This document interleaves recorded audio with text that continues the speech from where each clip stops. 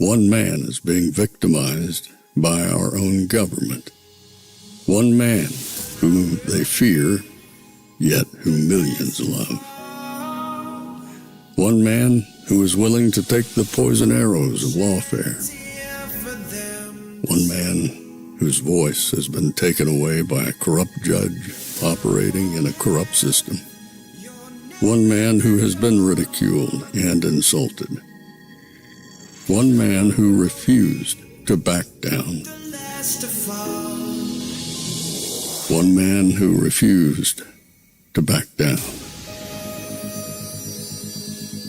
One man who refused to back down. One man who stands between us and them. One man that wants to see America protected again. One man who wants to see America prosper again. One man who understands that a man is a man and a woman is a woman. One man who understands and protects the blessing of life.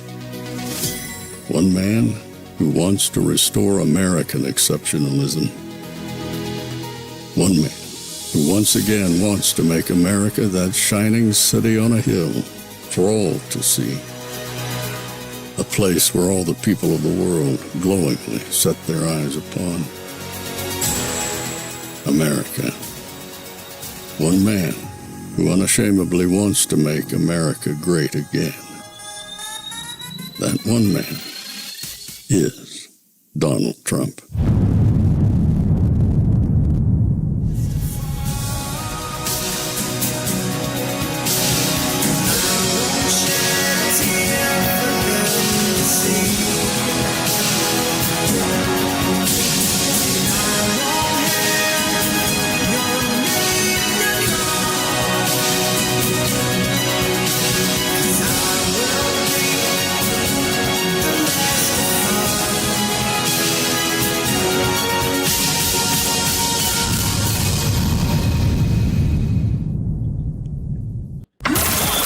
This is Fanfare with Barry Cunningham.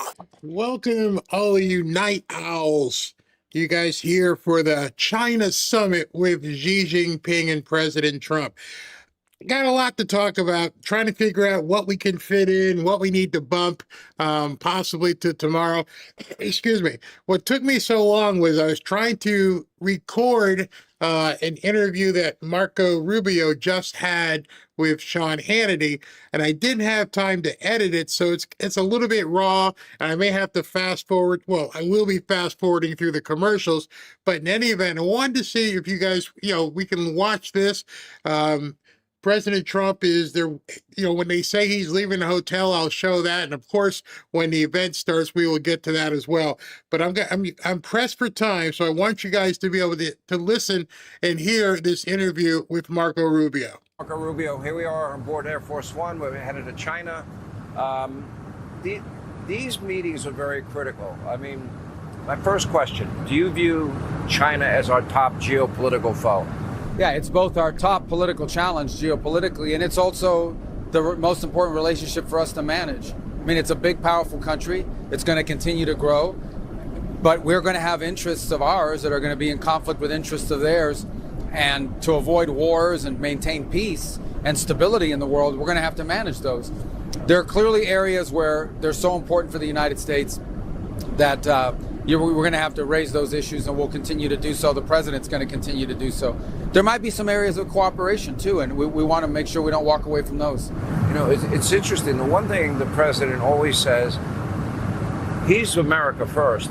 He understands President Xi is going to be China first, Putin will be Russia first.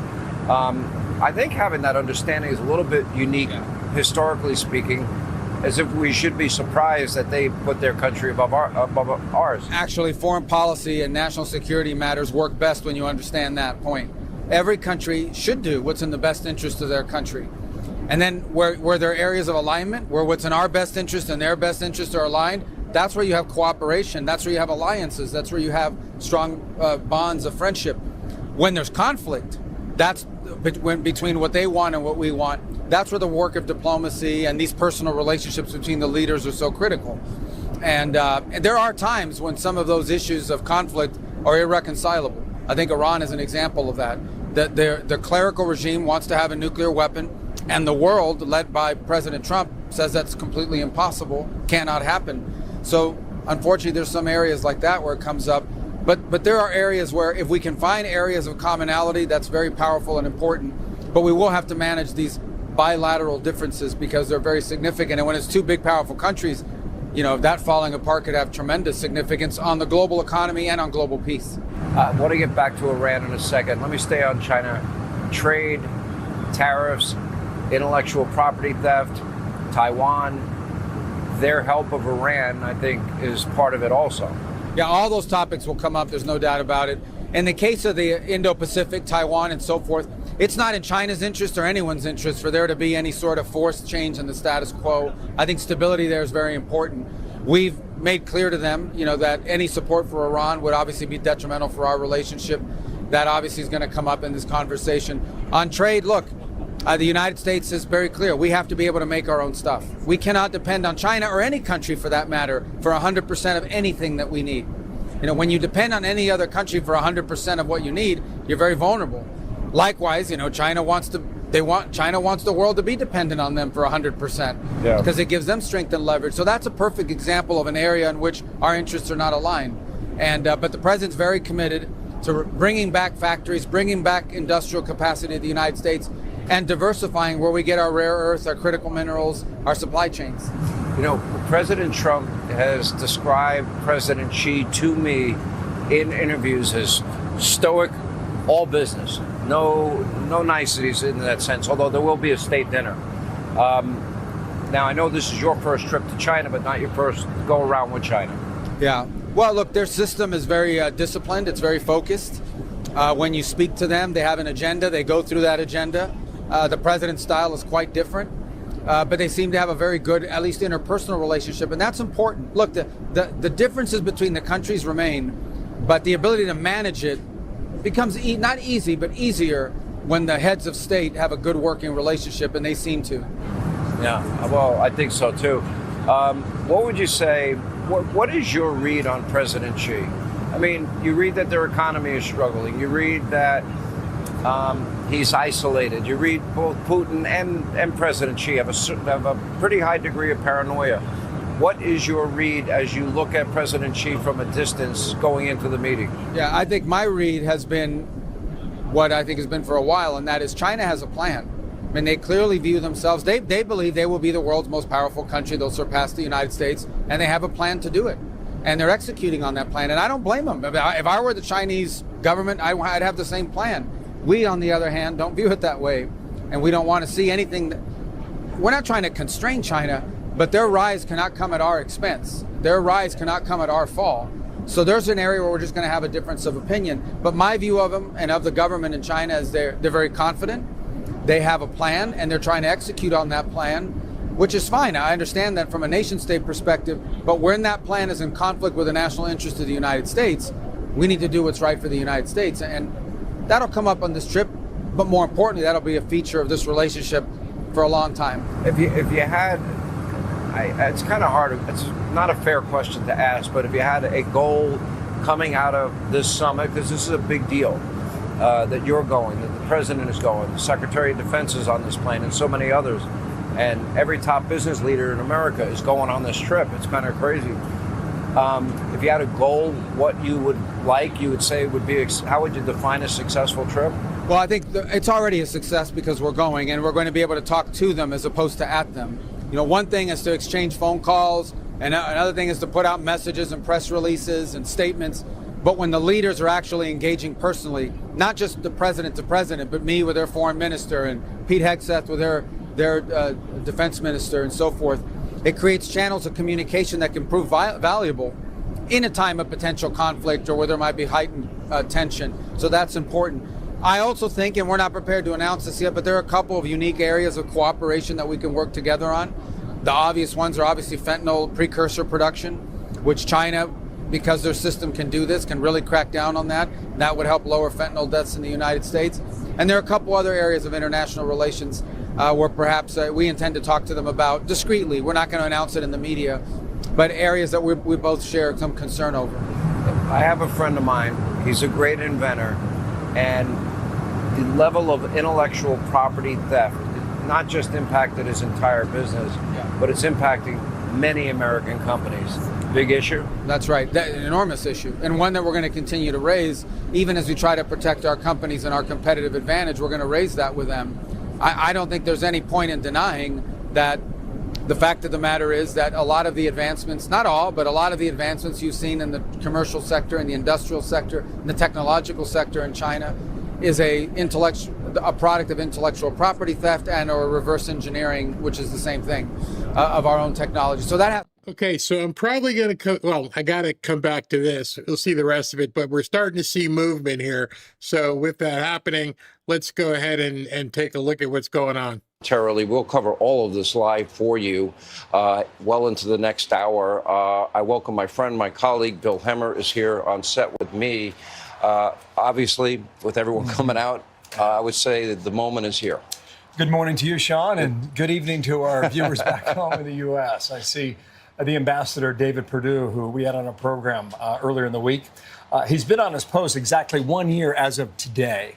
And he says he's very impressed with the nose that President Trump has for understanding the issues between the U.S. and China. So we'll see how that goes. Right. Marco Rubio, terrific interview on board Air Force One. Scott Bessent has done a ton of work pre-summit here. And with regard to Scott Bessent, the Treasury Secretary, I would say this. In 2017, when the president came here 9 years ago, they had a huge trade deal that was announced. It was $254 billion between the two countries. My guess is 9 years later, knowing President Trump and the way he likes to supersize things, I can see, and I don't think you go out on a limb here, that maybe you do that 2x on a trip like this. And maybe one of the major headlines by Friday evening is that they've got a $500 billion trade deal here in 2026. We're watching it. And by the way, you're right. And I think I'll be interviewing Scott Bessent coming up after I interview the president today. But so this is a bilateral meeting. There is a lot at stake, a lot of issues: tariffs, trade, intellectual property theft, Taiwan, what's happening in the Strait of Hormuz. That'll all be on the table. Fentanyl, rare earth minerals. You know, the one thing that really stands out in my mind, and I want to get your thoughts on this, is that the president recognizes, and I brought this up earlier, recognizes the idea that the Chinese are going to be, President Xi will be China first, President Putin will be Russia first, Donald Trump will be America first. But he's always looking for the transaction, the deal that benefits all countries involved. And I would imagine that is how the president's going to approach this. At the end of the day, you know, yes, they'll deal with controversial issues. Sure, they're going to deal with the issue of is China helping Iran in any way militarily. But I think the bigger, broader issue for the president is how will this help the American economy, American manufacturing, et cetera? You know, Sean, it's a great point. As you see Elon Musk taking his own pictures, I guess What's funny, yes, is I saw somebody's comment and wanted to know if that was Monica Crowley. Yes, that is Monica Crowley. But was very interesting. Here's the richest man in the world acting like a tourist. Elon Musk pulling out a camera and taking a picture. If you don't know who some of these guys are, who are standing there, it's basically the captains of industry from America. Everybody from Jensen Huang to Tim Cook to Elon, Citigroup, they're all there. What a contingency. As I mentioned to you guys earlier this morning, this afternoon, this isn't your typical diplomatic meeting. This is something big is going to come out of this. I'm pretty sure something very big is going to come out of this. So Stephen Miller, Steve Chung, Jameson, Pete Hegseth, Scott Bessent, all the big guns are there. All the secretaries, basically most of the cabinet, including Eric Trump is there. I haven't seen if Ivanka or Jared are there, but they may be there as well. So we've got a great contingent of people to try and make something happen here. Let me just get back to that so you guys can listen in yourselves. I mentioned the trip here in November of that year. This was the same location.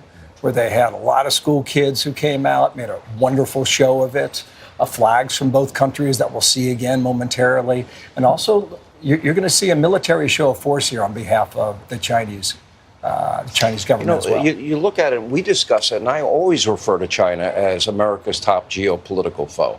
I have no doubt the president sees it that way. However, he will always add the caveat, but I have a great relationship with President Xi. I have a great relationship with Vladimir Putin. Now you see all of these top business people. Can I point something out to you? Sure. Only because I see the shot right now. I don't know how long it's going to be up. Yep. Do you see to the right? You see the portrait of Mao Zedong? I do. So that's the main entrance on the northern side of Tiananmen Square. Think about this history now. This is where Mao led his revolution in 1949. This is where they set up their government in 1959 with the construction of this giant building here. To the left of Mao's portrait is where that man in June of 1989 stood in front of the tank, Tiananmen Square. That was an iconic moment. And the tank would move to the left, he'd move to, that's right, in the other direction and get in front of that tank. And that moment scared the leaders. Big time. In a significant way. Yeah. And they cracked down and have continued to. And there'll be a case that comes up here, Sean, with a gentleman by the name of Jimmy Lai. He's 78 years old. He's in jail in Hong Kong for at least 20 years. That issue will come up. Yeah, he was printing a newspaper, pushing for democratic reforms. He was told to stop. He did not. And President Xi cracked down on him. President Trump says he will bring up Jimmy Lai's situation while he's here in China, and we'll have his son on tomorrow morning to get his view as to whether or not there's a chance that he could be freed. Too early to say if that happens, but we'll watch it. What do you make of, how do you interpret the president's arrival at the airport, the pageantry that we now see on our screen here? Look at that group of people. There's Mr. Wang, who's with the video. I spent a lot of time talking to him yesterday. Brilliant man. You see Elon is there. You see Tim Cook is there. This is America's top intellectual business minds. They were in Riyadh when we went on the Gulf State trip. About a year ago. And I was on that trip. And, it shocked me. The minute we arrived, we went straight into a luncheon. There's President Xi now coming down the stairs. Obviously, the president's motorcade will be pulling up. And, this is a very big moment. But the fact that all of these top business leaders, industry leaders, artificial intelligence will come up, the responsible use of it. It could be used for good.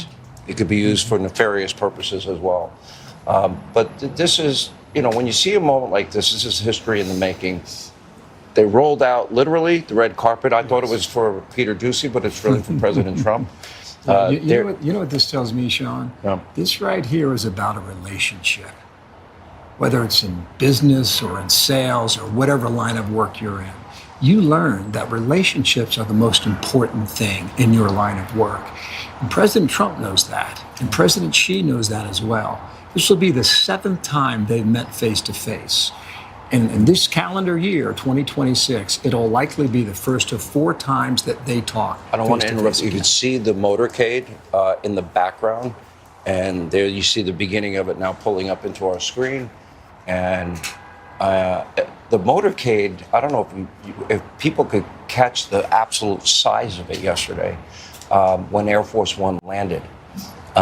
It's a little hard to see, frankly, from the camera angle. It was so huge. I mean, maybe the biggest I've ever seen. And there's the Beast, where the president would be, which is a whole story in and of itself. If you've ever read the history of that car, what is in there is remarkable. But so we're kind of pulling up on the moment where the president, again, you're pointing out the 7th time that they've actually met. Yeah. And I think about this relationship, Sean. It's really 9 years running. When you think about January of 2017, at the beginning of his first term, he made a point of embracing President Xi. Out in Mar-a-Lago in Florida in April of that year. President so 3 Xi, months into that Kim term. Jong-un, little rocket man, became his best friend. Yeah, and Right? North Korea at that time, and also the trade issues between these two countries were paramount. And some of that still lingers today, but is it not interesting how 9 years later, the issue of North Korea really does not come up? It's true. He's been very quiet. I do think we've got to go back to a who's who in American business. And this was the same thing in Riyadh. The top executive CEOs of Fortune 500 companies, the great innovators in our country, they're standing with Scott Bessent, starting with Elon Musk, starting with Mr. Wang and NVIDIA, Tim Cook, straight on down the line. There's the president obviously walking, and we'll be greeting. Maybe we'll just let people take this in for a second. This is the moment.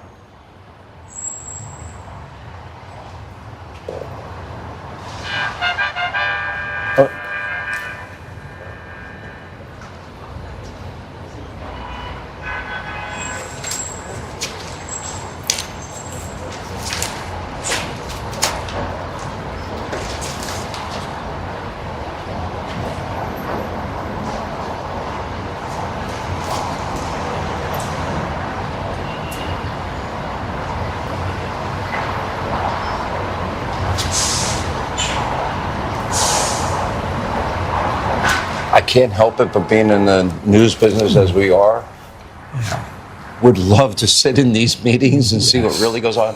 One thing the president has told me on multiple occasions is that President Xi very steely, all business, no pleasantries, straight to the agenda.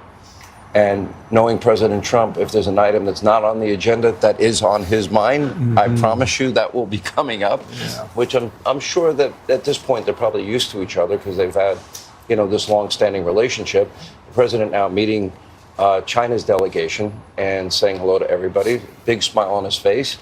He does live for moments like this. This is something. I agree with you. You're right about that. And we'll try and pick our moments here, as Monica Crowley. Is Monica Crowley, yeah. Okay.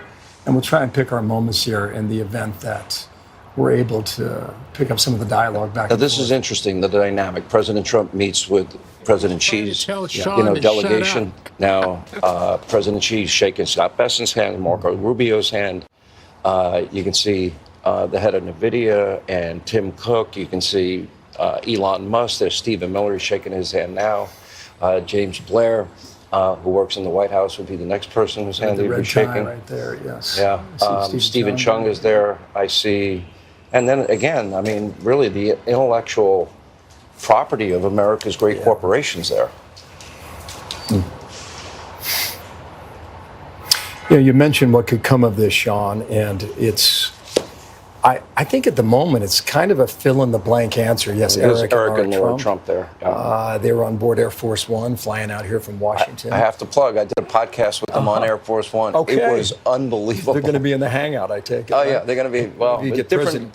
It's not my man cave, so. Okay, I wonder if you get Xi in your Now, hangout. all of this is orchestrated. The one thing I have an opportunity, and I don't want to give too much away, and I'll interview the president after this meeting today, and we'll air that tomorrow, but the president, was very clear. While yes, there is a set agenda, he said there's nothing that's off the table.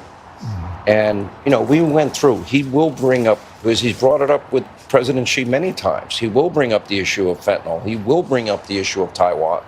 I don't think that anything will change. I'm not sure if we want to carry this. If there's any audio to listen to see. I don't hear much audio bleeding into our earpiece. No, here. I don't either. So you see the band playing in the background there. Yeah. Before we went to before we came to China. Here's the audio. Let's just take this live for a minute. Thank you.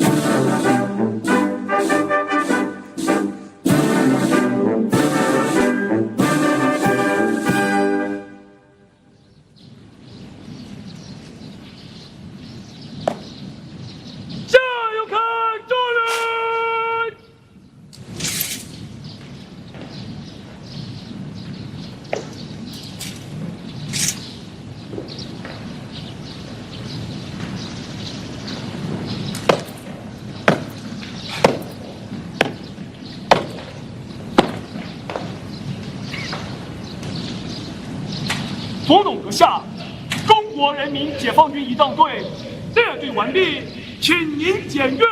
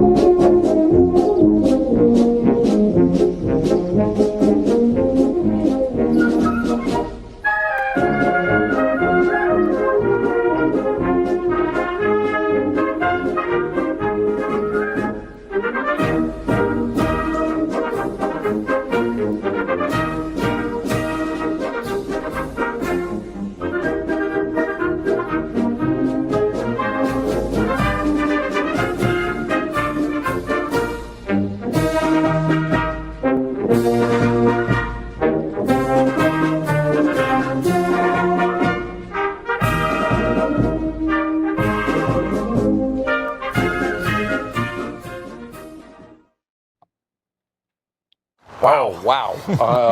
I mean, you talk about, I'm with Bill Hemmer, by the way. We were in Beijing and you're watching, all the pomp and circumstance. I mean, they pulled out all of the stuff. All right, so while they're now inside, just like when people come to the White House, they do the greeting. It's usually pretty short, and then they have the meeting inside. From what I understand, there's going to be two meetings. The one where they're going to allow press in. It was supposed to take place at 10:15, so they're 5 minutes late right now. And then after they have that meeting, they're kicking everybody else out, obviously, and it's going to be President Trump, Xi Jinping, and I believe his sister or his daughter is the interpreter. And that's going to be it. So that's what's going on right now. Let's see if they talk about when they're cutting to the bilateral meeting. Sure. You see both delegations. You saw President Trump obviously meeting with the Chinese delegation and President Xi meeting with the American delegation and all of that. I think so much of this, just based on the American delegation, so much of this really is going to be based on business. I did have one thought. Yeah. When you think of the pageantry that. Okay, so they're just passing the time right now, waiting for the video to open up in the room. So while we're waiting for that, let's go back and listen to the Marco Rubio interview. To be addressed. But I also think we can't only rely on that. We have to stay ahead of the curve on innovation. One thing is if you're stealing or taking the stuff that was cutting edge 5 years ago, but the things that are going to be cutting edge 5 years from now, we've got to continue to invest and push our companies to continue to stay ahead of that pace of theft and continue to lead the world in innovation. Maybe the best way to transition to the issue of Iran, which I want to ask you about, is that China's both public statements and their actions. Although it was interesting that a Chinese tanker got hit in the Strait of Hormuz, but obviously they've been taking a very different position. You keep reading the intelligence is showing they've been helping the Iranians. Obviously, it's more important to them. We've made the argument to the Chinese, and I hope it's compelling, and they'll have a chance to do something about it at the United Nations later this week when there's a resolution just condemning Iran on what they're doing with the Straits. Look, there's three things. The Chinese have ships stuck in the Persian Gulf because setting up a system that says we're going to let certain ships through but others not, it's easier said than done. And you saw a not Chinese flag vessel, but it was a Chinese cargo, got hit over the weekend.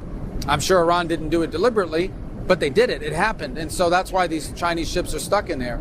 The second is, I don't think that China, it's a huge source of instability. It threatens to destabilize Asia more than any other part of the world because it's heavily reliant on the Straits for energy. And the third reason is because China's economy is export driven, meaning their economy is fueled not by what they consume domestically, but by what they make and sell to other countries.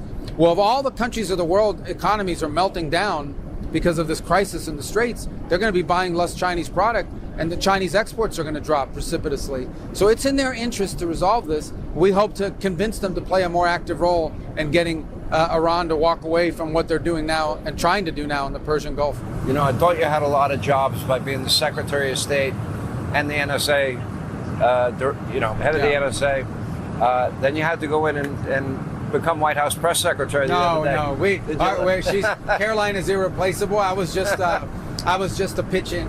It seemed that you like it. It seemed like you're having fun. Well, yeah, I don't know if I'd have fun if I had to do it every week, but one time ain't too bad, and I enjoyed it, and it was about foreign policy mostly, so I was honored to be able to do it. But we can't wait till Caroline gets back. She had a beautiful baby, and we wish her the best, but we can't wait to see her back. The picture was beautiful. But now that we are on the issue of Iran, let me specifically ask you, because it seems like there are two major issues that just continue to percolate. And I had a conversation with the president, a private conversation, and I did ask him if I could talk about it. And it was, I asked him maybe a week ago, I said, are you going to go back to bombing? I said, you could probably wipe out their economy in 15 minutes. He goes, no, Sean, I could knock it out in 5. He goes, but then he said something, and you referenced this in your press when you were filling in for Caroline. And you said, imagine the world with a nuclear-armed Iran, and forget about the Strait. They would hold the entire world hostage. That's right. There always seems to come out of nowhere these bizarre conspiracy theories. Oh, the president is doing this for Israel, or for a Fox News host, or Bibi Netanyahu. I ask everybody, did he have any choice based on what Steve Witkoff told us? No, look, every president in the last 20 years has been worried about the Iran nuclear program. Obama did a nuclear deal with them because he was worried about it. Not a good nuclear deal, but he made one. The president reversed it and imposed crippling sanctions and took out Soleimani, who was a threat to the United States. Joe Biden was begging to get back into a nuclear deal with them. The whole world, the French, the Germans, the UK, they imposed new sanctions on Iran last year, snapback sanctions, because of the nuclear threat. The whole world has seen Iran was building up a conventional capability where they would have so many missiles and so many drones that they could overwhelm anybody's defenses. Once they had that, nobody could do anything about their nuclear program, because they would say, if you attack our nuclear program, we will wipe out 6 countries in the Gulf region and you won't be able to defend against it. You won't have enough patriots, because you get these swarms of drones, these swarms of rockets. They were on the verge. In a year from now, they would have been at that point. The president said that's an intolerable risk. People are struggling to make that connection, but the connection is very real. They were building such a high number. They were going to have so many drones and missiles that no one can attack Iran, because the result would be catastrophic for the region. And once they had that immunity, then they would break out towards a weapon. We knew that. The president is not going to allow that to happen under his watch. Yeah. Let's go to the Western Hemisphere. And what is the relationship with Venezuela? And I know it's got to be an issue near and dear to your heart. Yeah. I know your family background, and that's Cuba. Well, on Venezuela, it's been 4 months. So I think we've made some steady progress on improving Venezuela. Look, we're trying to normalize that place. This was a place where a country of incredible wealth, but all the wealth was being stolen. It wasn't going to benefit the Venezuelan people. So we've created mechanisms. All the money they make on oil now goes into a bank account in New York, and it's audited by KPMG, and it's being used to pay the salaries of teachers and firefighters and police officers and university professors. So for the first time in over a decade, the wealth of the country is actually benefiting the people of Venezuela, but there's more work to be done. Ultimately, as we work through this process, we will have to reach a stage of transition where you're going to have to normalize your government. There's going to have to be, a process that's legitimate, that people look at and say this is a legitimate permanent government, presidency, elections, things of that nature.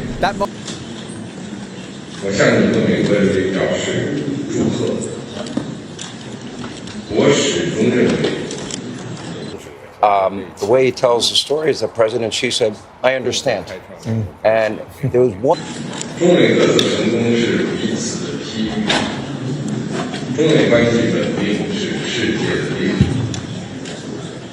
双方合则两利，斗子聚杀敌，应当做伙伴， On this bilateral meeting, we assume the president is going to have a moment here for comment. And a big state dinner tonight. Yes, indeed. But they're going to be behind doors for hours. But this is the kind of show that China wants, that she wants, and I think it's also the kind of show that. 共同为中美关系的所大谈，领导啊，当然这。 Thank you so much for coming. Thanks for staying. We really appreciate Bill Hemmer. Thank you, my friend. Great to see you in person. And 30 years later, you haven't aged a day. You look great. See about that. All right, we'll keep this picture up, but let us bring in South Carolina. 我就先说这个。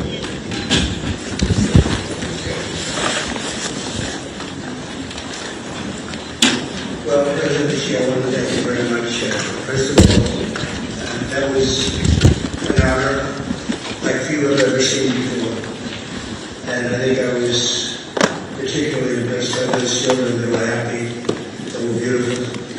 The military is obvious, it couldn't be better, but those children were Senator. like few I've ever seen before. And I think I was particularly impressed by those children. They were happy. They were beautiful. The military is obvious. It couldn't be better, but those children were amazing and they represent so much. And I know they represent so much to you. You and I have known each other now for a long time. In fact, the longest relationship of our two countries that any president and president has had. And it's, to me, an honor. We've had a fantastic relationship. We've gotten along. When there were difficulties, we worked it out. I would call you and you would call me. And whenever we had a problem, people don't know, whenever we had a problem, we worked that out very quickly. And we're going to have a fantastic future together. Such respect for China, the job you've done. You're a great leader. I say it to everybody. You're a great leader. Sometimes people don't like me saying it, but I say it anyway because it's true. I only say the truth. And I just want to say on behalf of all of the great delegation that we have the greatest businessmen, the biggest, and I guess the best in the world. We have amazing people, and they're all with me. Every single one of them, we asked the top 30 in the world, every single one of them said yes. And I didn't want the second or the third in the company. I wanted only the top. And they're here today to pay respects to you and to China. And they look forward to trade and doing business, and it's going to be totally reciprocal on our behalf. So I really look very much forward to our discussion. It's a big discussion. There are those that say this is maybe the biggest summit ever. They can never remember anything like it. I can say in the United States, people aren't talking about anything else. But it's an honor to be with you. It's an honor to be your friend. And the relationship between China and the USA is going to be better than ever before. Thank you very much. Thank you.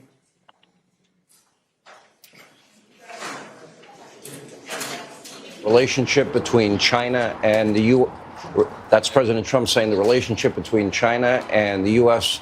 will be better than it's ever been, ever before. You can see all of the pageantry leading into this as the president with his motorcade arriving.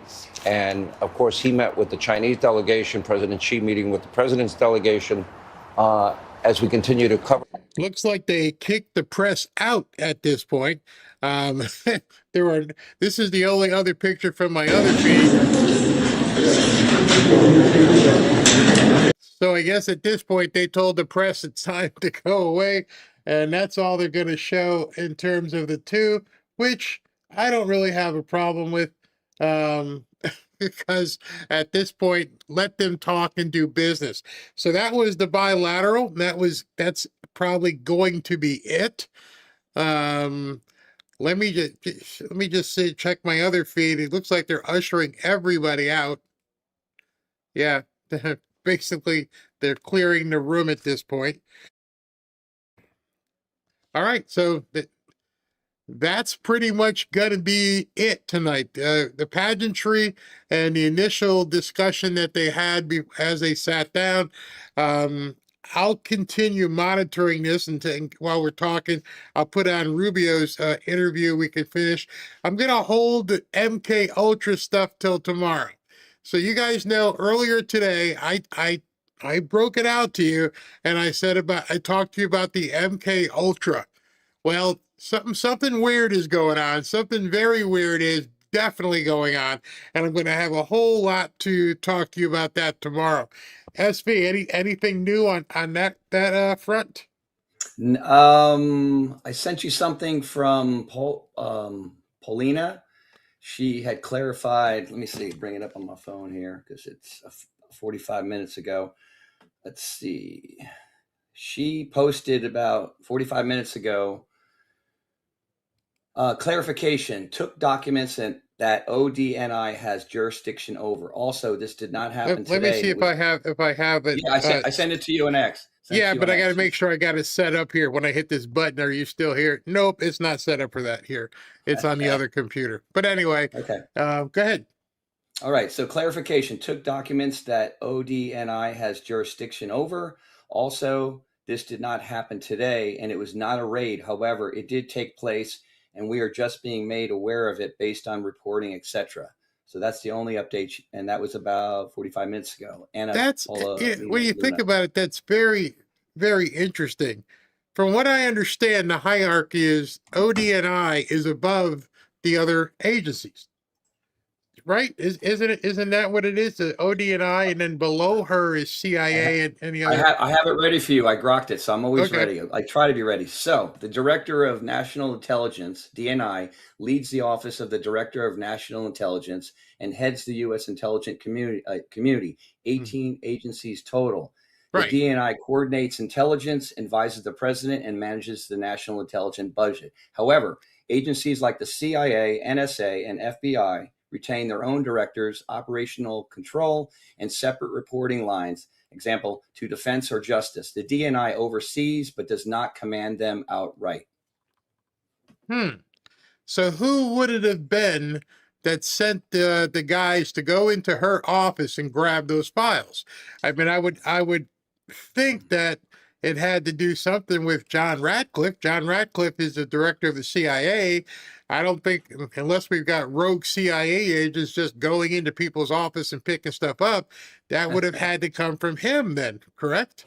Yeah, that wouldn't have surprised me. Yeah, I'm still looking around for stuff, but I'm letting it cook because I don't want, there's a lot of conspiracy stuff out here. I mean, all over the place. So I'm going to wait to see what else comes up.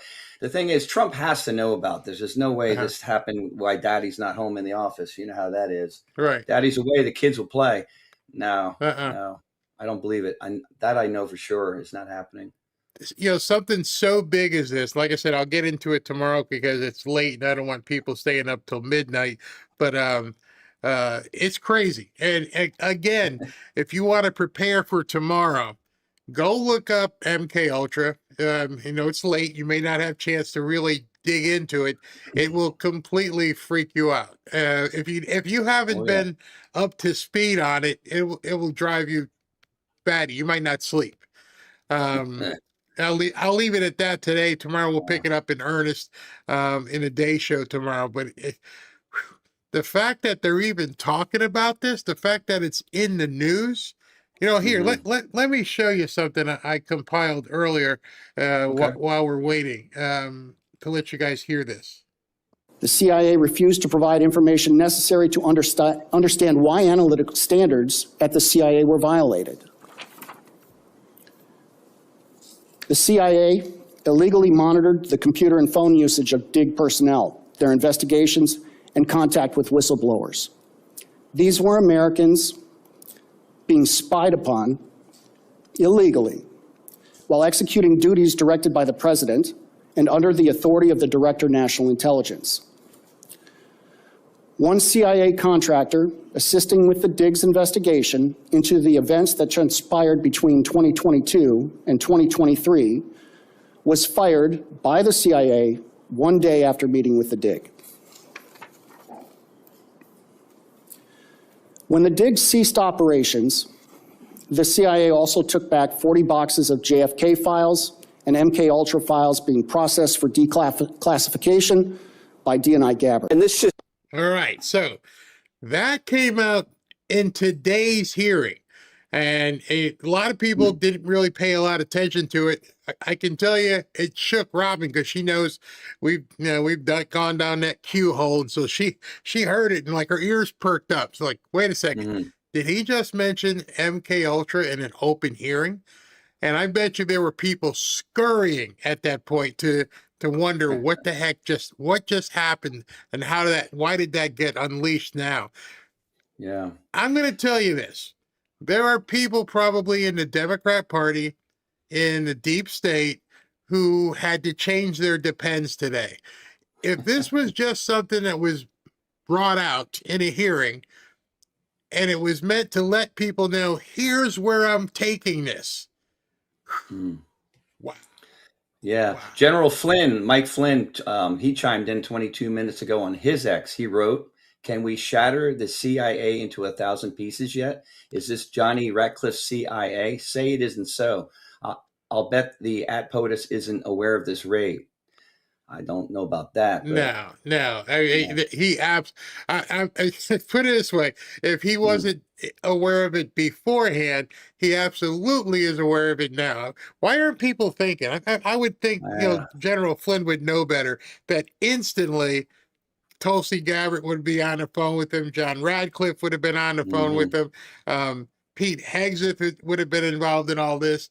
There's something really big brewing.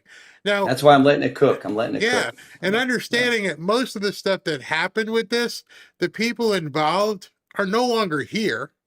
I mean, we're talking all the way back to, 62, 63 with Kennedy, unless it's still been going on. Oh boy.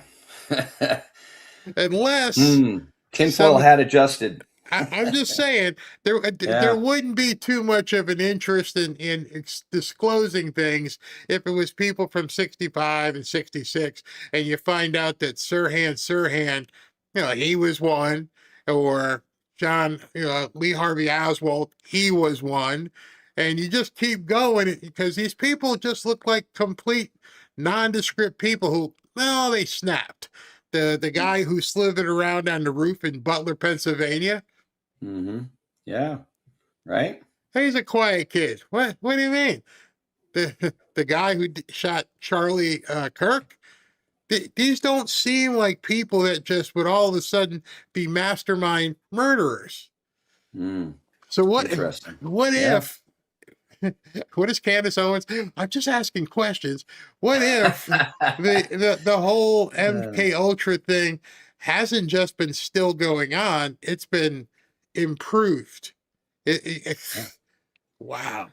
Well, again, we have the discombobulator, so man, there's I don't think people are ready for it. I mean, it is. I'm being careful so that I don't get disconnected here. Are the lights blinking yet? No lights blinking. I'm good. We're very topical at this point. Yes, but in order to discuss it tomorrow, you know what I need to do? Here's what I'm going to do. I figured out.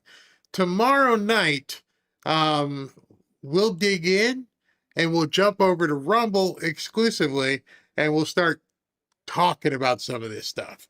And if you haven't seen Born Identity or Manchurian, I love those movies. Oh Manchurian Candidate and Telephone, I can show you little excerpts on it, and you realize Hollywood's not writing anything they don't already know. And look up Robert Ludlum. Robert Ludlum, he wrote the Born. I don't know if the series, but he wrote it's. We're getting deep. We're getting deep already. We're going to hit that third rail, Barry. Well, my thing here says, you want to see something funny, and I don't know what it means, but it says this. It says that further live coverage is expected, but I don't want to keep people up till midnight. Yeah. If something else happens, I'll record it. I'll finish the Marco Rubio interview. We'll show you that tomorrow as well. Tomorrow's a whole bunch of stuff, but I don't know if it's going to come back on, and it's getting close to 11 o'clock right now. And I know some of you guys like to go to bed a little bit early, but we'll pick it up to tomorrow. Yeah, SP. it's probably a good thing because the prostitutes, they were all lined up in the Great Hall. They were ready to do their dumbass questions, and that would have been embarrassing. Oh after my that gosh! great- Can you imagine if Oh. some of the American What about media? Epstein? Oh, my! God. Get Ask out, relevant get out. questions, please. Please be Well, smarter. thank you for hanging out and being here late at night. Go get yourself some problem, sleep, Barry. man. All right, we'll talk to Okay, you. have a good night. You too. Somebody said, I love this comment. Somebody says, I hope you can afford that $25 bag of popcorn. Yeah. Ooh, tomorrow we'll get deep. Oh man, this is absolutely crazy. Crazy.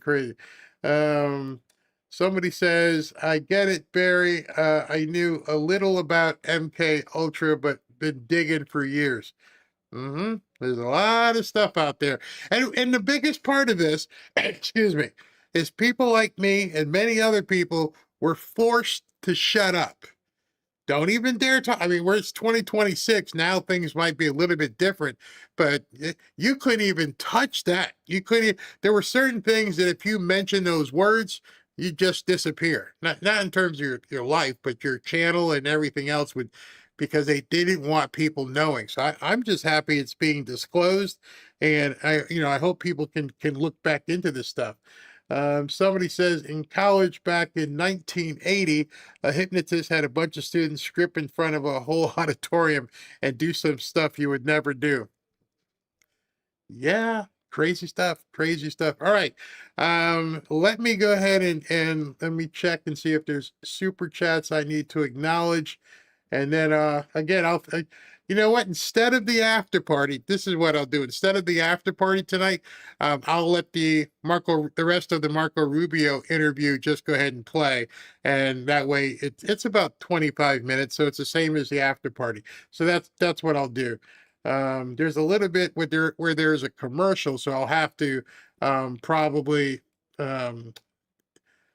stay here and fast forward it myself. All right, so we can just go. There's a light night tonight. I don't think it doesn't look like there's anything to acknowledge. So let's go to the Marco Rubio interview and finish this off. Moment has to arrive, but it has to be. We don't want to wait too long. We want to see it happen, but you don't want to move too fast either because the whole thing can break. So it's a difficult thing to manage, but it's only 4 months in, and I think we should be pleased. Venezuela's a better place today than it was 4 months ago, but it needs to continue to stay on that path. In the case of Cuba, it's a very different situation. There is no economy in Cuba. To the extent there's any wealth in Cuba, it doesn't go to the people, it doesn't even go to the government. The wealth is controlled by a company owned by military generals. They take all the money. They're sitting on billions of dollars. Okay, this is a country where people are literally now eating garbage from the streets, but they have a company that controls all of the money making there that's sitting on $15-16 billion.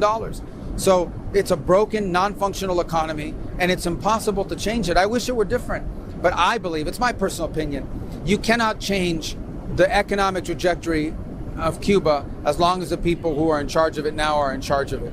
That's what's going to have to change, because these people are proven incapable. I hope I'm wrong. We'll give them a chance, but I don't think it's going to happen. I don't think we're going to be able to change the trajectory of Cuba as long as these people are in charge in that regime. If these people are not in charge, I mean, I can envision American wealth and companies. It could become the destination. The one thing Cuba would enjoy is an enormous expatriate community, Cuban Americans that would go back and invest. But I think there would be interest globally. Look, they have significant mineral deposits in Cuba. And some of the rare earth minerals, some of the best in the world. They have obviously an incredible opportunity with tourism, with agriculture, very rich farmland. So Cuba should not be a poor country. Its people should not be starving. Its people should be prosperous. And what's most interesting is you see Cubans everywhere in the world, in the United States, but you see them in Europe, you see them in Panama. Cubans leave Cuba, they go to other countries and they become successful. The only place in the world where Cubans can't seem to prosper and succeed is in Cuba. All right, and coming up, part two. All right, so Sean went to a commercial. Let me go ahead and fast forward it because I couldn't edit, didn't have time to edit it. Let's see here. Let me bring it back on. And here we go. But what's interesting, Ukraine has really impressed me. They seem to be creating the next generation of drone every 4 to 10 days. And between drones and robots, who would have thought 4.5 years ago they would still be in this fight? I didn't expect that. Well, there's no doubt that the necessity of fighting this war has caused the Ukrainians to develop new tactics, new techniques, new equipment, new technology that is creating a sort of hybrid asymmetrical warfare. That's impressive, no doubt about it. I mean, if you look at the Russians are losing 5 times as many soldiers a month as the Ukrainians are. And the Ukraine is a smaller country and a smaller army for that matter. Although the Ukrainian armed forces are the strongest, most powerful armed forces in all of Europe, just to be clear, right now. Obviously because a lot of the assistance they've gotten, but also because of the battlefield experience that they've gained. As far as the broader conflict, the president just wants to see the war end. He thinks it's a crazy war. And he's right. I mean, you have people dying in massive numbers on both sides. Ukraine is going to spend 2 decades rebuilding. The damage to the Russian economy is extraordinary. The Russians are losing 15 to 20,000 soldiers a month, dead, not injured, dead. It's a bad war, and we stand prepared. The president stands prepared. His team stands prepared to facilitate a diplomatic end to the war. Unfortunately, we've lost some momentum over the last few months for a variety of reasons. The Ukrainians feel increasingly confident about their battlefield position. They got through the winter. The Russians feel a little bit optimistic because the price of oil is up. But hopefully, whether it's Vladimir Putin's statement or anything else, hopefully we'll reach a point here soon where both parties re-engage and we're prepared to play the role to mediate and to bring that to a conclusion. I think we're the only country in the world that can. If somebody else wants to try, they should do it, but both sides keep telling us we're the only ones that can. In the end, the president wants to see the war end, and if there's something he can do and we can do to help it end, we're going to do it. So you had an opportunity recently to meet with Pope Leo from Chicago, an American. The only thing that surprised me about his conflict, and I went to Catholic schools for 12 years, I studied Latin, I studied theology, etc. And when he said, God doesn't support any conflict. And like the God of the Old Testament, same as the God in the New Testament, I could start with, David and Goliath. I'm not sure if I agreed with that, and I got killed, in the media. How dare I challenge the Pope? But how did the meeting go? Take us inside. It was a positive meeting. Look, I think I always start with the premise that the papacy and the Pope is not a political office. It's covered by political reporters as a political office, but it's not. It is it's the vicar of Christ. For those of us who are Roman Catholic, it's the belief that he is the successor of Peter and on earth. And so now, in that realm, you're going to make statements about social policy and even global policies that are going to touch on politics. And consistently, the church has said that they want to promote peace, that they'd prefer to avoid wars. They don't like wars. And that's been a position for a long time. Obviously, our perspective is different in that regard. I agree. We wouldn't want wars either. We're not, I don't think we're in favor of war, but for a nation state, which is different from a religious office, for a nation state, there are threats to your security and to the well-being of your people that have to be addressed. Ideally through a diplomatic means, but there are conflicts and there are issues in the world that cannot be solved diplomatically, no matter how hard you try. There's been over a decade of work done to try to diplomatically solve Iran's desire and ambition to have a nuclear weapons program. We haven't gotten any result. What was the diplomatic solution for an Adolf Hitler, as an example? None. There was none, right? And unfortunately led to a war.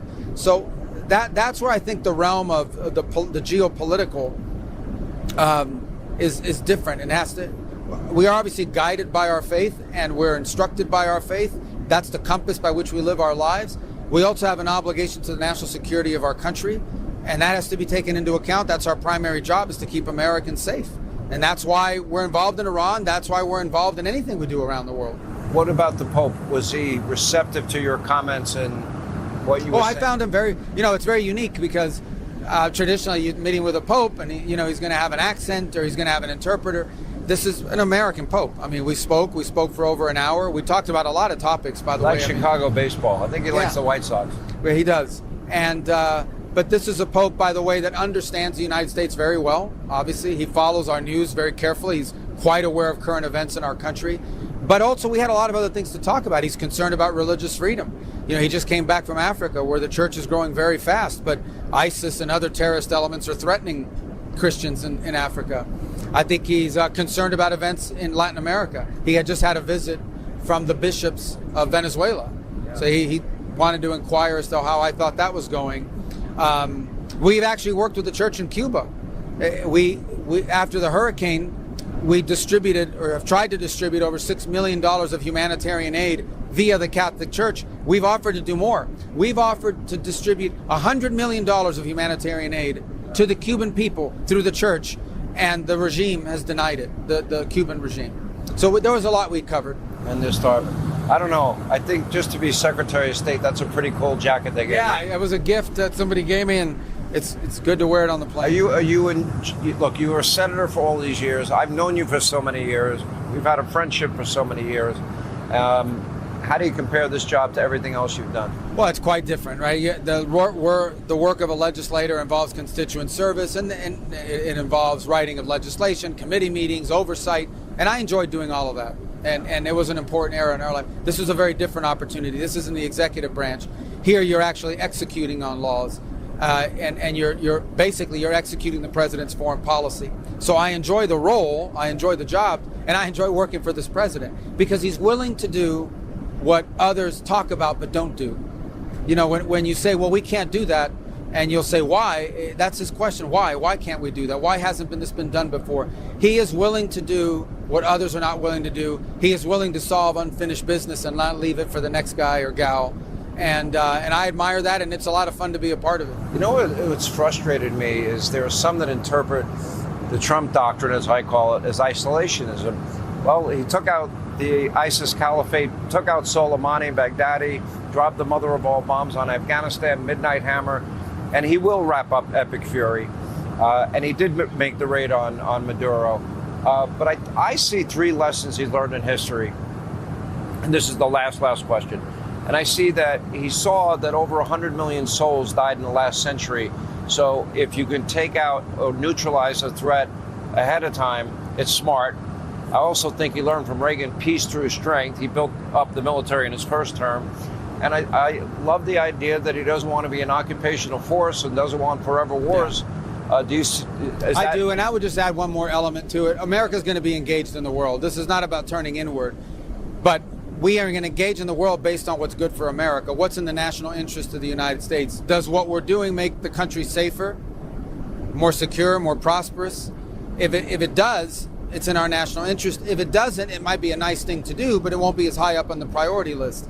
So that's where I think you see him engaging in the world. He doesn't engage in every conflict and in every topic. I mean, we have an opinion. We may try to do something in the margins, but he gets engaged and spends his time focused on things around the world that directly impact the security and the prosperity of the American people. If there's some place in the world where Americans' business can prosper and therefore help our economy, the president's engaged. If it's trade to benefit our factories, our workers, the president's engaged. If it's a threat to our national security, whether it's now or something that looms 3 years down the road, the president's not going to leave it as unfinished business. He engages. I'm worried about NATO. I felt that they didn't have the moral clarity on the number one state sponsor of terror. That's troubling to me. Yeah, the problem with NATO, and I've been a supporter of NATO throughout my career in the Senate.